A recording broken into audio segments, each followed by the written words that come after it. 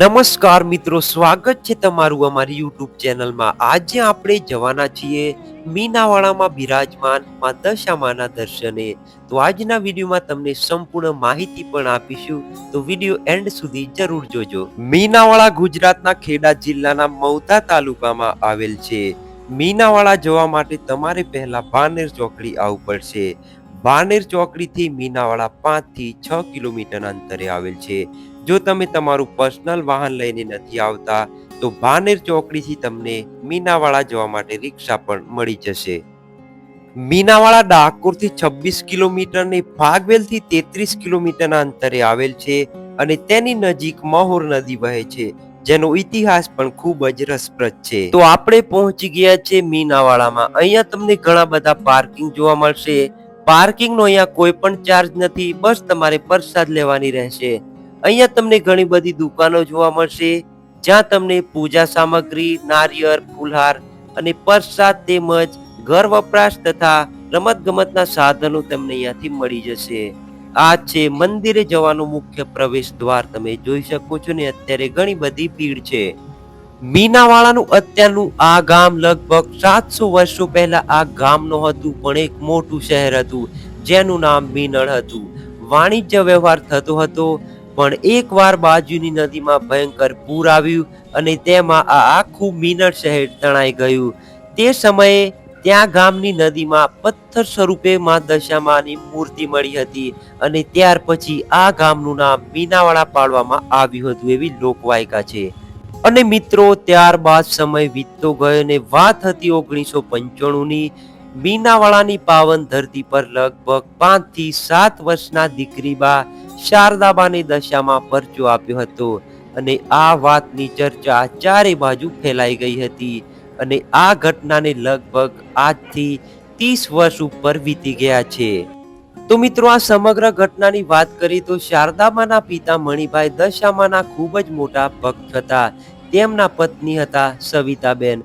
આ વાત છે 1995 ની, જ્યારે મણિભાઈ અને તેમના પુત્રી શારદાબા દશામાનું વ્રત લીધું હતું। તે સમયે શારદાબા ભેંસો ચરાવવા માટે ગયા હતા, ત્યારે તેમની ભગરી ભેંસ ઊંડા ખાડામાં પડી જાય છે। દીકરી વલોપાત કરે છે। સાંજે દશામાની આરતીનો પણ સમય થઈ ગયો હતો, તેથી દશામાને યાદ કરે છે। તેમની ભક્તિ જોઈ માં દશામાં હાજર થાય છે અને ભેંસોને ઊંડા ખાડામાંથી બહાર કાઢે છે અને આ વાત વાયુ વેગે ફેલાઈ જાય છે અને પછી મીનાવાડા બની જાય છે લાખો ભક્તોનું આસ્થાનું કેન્દ્ર। આપણે પહોંચી ગયા છે મંદિરની બિલકુલ સામેથી જવાય છે મંદિરમાં દર્શન કરવા માટે ને અત્યારે દિવાસાના દિવસો ચાલે છે, એટલે અહીંયા તમને ઘણી બધી મૂર્તિઓ પણ જોવા મળશે।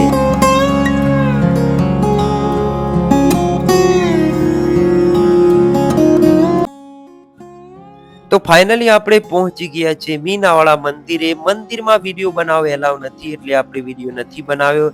આપણે મંદિરમાં દર્શન કરીને આવી ગયા છે બહાર અને અહીંયાથી તમે જોઈ શકો છો મીનાવાડા ગામનો સરસ મજાનો વ્યૂઝ અને અહીંયા ઘણા બધા ભક્તો ફોટો પણ ક્લિક કરાવી રહ્યા છે અને મંદિરમાં તમે અત્યારે ભીડ જોઈ શકો છો। મંદિરમાં ખૂબ જ ભીડ છે, કેમ કે અત્યારે દિવાસાનો ટાઈમ ચાલે છે।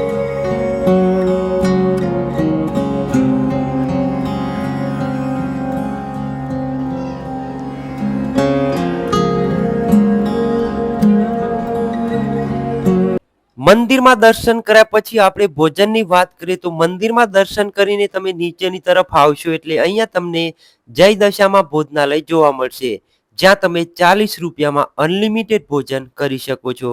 અહીંયા ઘણા ભક્તો ભોજન પણ કરી રહ્યા છે અને આ ભોજનશાળાને નીચેની તરફ તમે જશો એટલે અહીંયા તમને દશામાનું જૂનું મંદિર જે હતું તે તમને અહીંયા જોવા મળશે। અને આ જય દશામાં ભોજનાલયની બાજુમાં તમને શારદાબાના પિતાશ્રી એટલે કે મણિ બાપુની સમાધિ પણ અહીંયા તમને જોવા મળશે।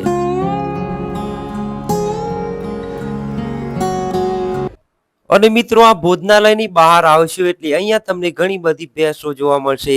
અહીંયા તમે 10 થી 20 રૂપિયામાં ચારો લઈને આ ભેંસોને ચારો ખવડાવી શકો છો। તો મિત્રો, ફાઇનલી આપણે મંદિરમાં દર્શન કરી લીધા। હવે આપણે જઈશું મહોર નદીએ, જ્યાં વર્ષો પહેલા જે ઘટના બની હતી તે નદી જોવા માટે જઈશું। તો વિડીયો કન્ટિન્યુ જોતા રહેજો।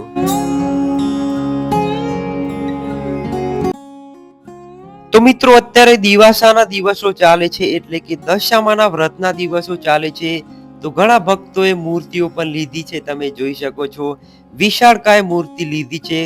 તો દશામાં તેમની દરેક મનોકામના પૂરી કરે તેવી પ્રાર્થના.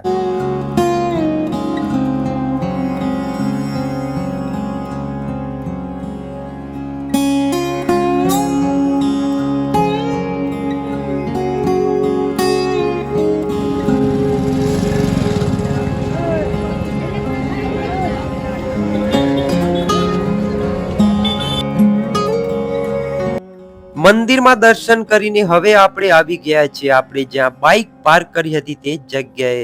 તો આપણે મહોર નદીએ બાઇક લઈને જવાના છીએ.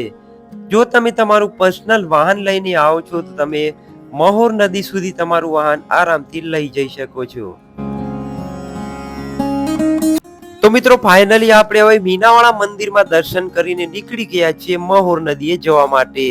તો લગભગ મંદિરથી આ અંતર મહોર નદીનું 1 કિલોમીટર જેટલું થતું હશે. તો તમે આવો તો અહીંયા તમે ચાલીને પણ આવી શકો છો અને તમે તમારું પર્સનલ વાહન લઈને પણ આવી શકો છો. અહીંયા સરસ મજાનો રસ્તો છે, તે રસ્તેથી તમે આરામથી મીનાવાળા ગામમાં થઈને મહોર નદી સુધી આવી શકો છો. તો પહોંચી ગયા છે આપણે અત્યારે મહોર નદીએ. તો અત્યારે તમે નદીમાં જોઈ શકો છો નદીમાં પાણી ઓછું છે. આ વર્ષે વરસાદ થોડો ઓછો છે એટલે નદીમાં પાણી ઓછું છે. અહીંયા એક વડીલ છે તે કહે છે કે હું તમને જણાવું આ જગ્યાનો ઇતિહાસ. ચાલો જાણીએ. તો મિત્રો અત્યારે આપણે ઊભા છીએ જ્યાં શારદાબાને મહોર નદીએ દશામાં સાક્ષાત દર્શન આપ્યા હતા તે જગ્યાએ ને અત્યારે આપણી સાથે તે ગામના એક વડીલ છે, તેમની પાસેથી આપણે અહીંયાનો ઇતિહાસ પણ જાણીએ. તો આપણે કેવી ઘટના બની હતી તે સમયે? 1999 માતાજી દશામાનું વ્રત કરતા હતા. રમાભાઈ રાવાભાઈ ચતુરના ઘેર મીનાળા ગામમાં. હા. તો વ્રત લીધું. હા હા. તે મહુ નદી કિનારે હા. દશામાં ભેંસો ચારવા આવતા હતા. આ મહોર નદીના કિનારે. હા હા. તો કાદવ ભેંસો ખૂપાઈ ગઈ. હા હા. અને આરતી ટાઈમ થઈ ગયો હતો. હા હા. તે માતાજી હતી કે હારું આરતી ટાઈમ થઈ ગયો, હવે ભેંસો કાદવ ખૂપાઈ ગઈ. હા હા. તે માતાજી હતી કગરી પડ્યો દશામાં પેલા શારદામાં. હા હા. તે માતાજી આજે ભેંસો પાણીમાંથી બહાર કાઢી તેવી રીતના ચમત્કાર આપ્યો હતો અને પછી મંદિરની સ્થાપના થઈ.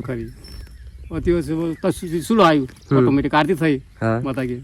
તો મિત્રો તમે જાણ્યું આ મીનાવાળા ગામના વડીલ હતા, તેમની પાસેથી ઇતિહાસ તો આપણે ઘણી જગ્યાએ આપણે વિડીયોમાં કવર કરેલો છે આ ઇતિહાસ. તો આશા કરું છું કે આ વિડીયો તમને પસંદ આવશે. જો વિડીયો પસંદ આવે તો વિડીયોને લાઇક કરી દેજો અને ચેનલમાં ના આવે તો ચેનલને સબસ્ક્રાઇબ કરી બાજુમાં આપેલું ઘંટડીનું બટન દબાવી દેજો. મળી છે આવા જ એક વિડીયો સાથે. ત્યાં સુધી આવજો. જય મા દશામાં.